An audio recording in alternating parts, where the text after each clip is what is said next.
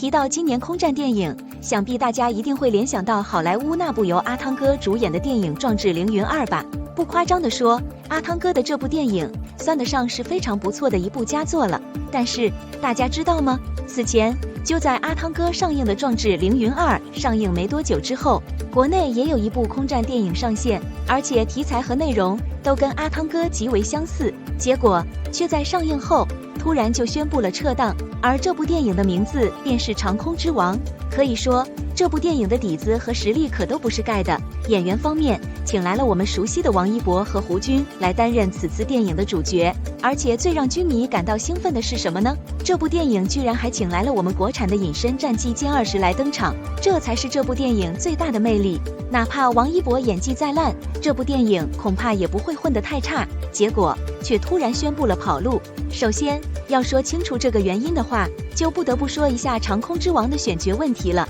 的确，胡军作为演技担当没什么可说的，但问题在于这个王一博，很多军迷和观众对于王一博的认识大多数都是停留在了那个流量明星的地步。好家伙，导演直接来了个大招，让一个小鲜肉来拍军事片，这样一个题材完全是不搭的，这也难怪上映前豆瓣出现大量吐槽的原因。其次就是预告片放出来的内容了，很明显导演能找到的对标就是隔壁壮志凌云了。于是为了对标他们，一个劲往他们那里蹭，把军队的传统和我军的形象全部都给抹黑了。从预告片的内容，很多影迷就对此看出了不少问题了，这都说明了电影是有问题的。尤其是一部军事片，演员大多数都是没有真正上飞机开的。要知道，隔壁阿汤哥拍《壮志凌云2》的时候，他们是怎么做的？可想而知撤档的原因啦。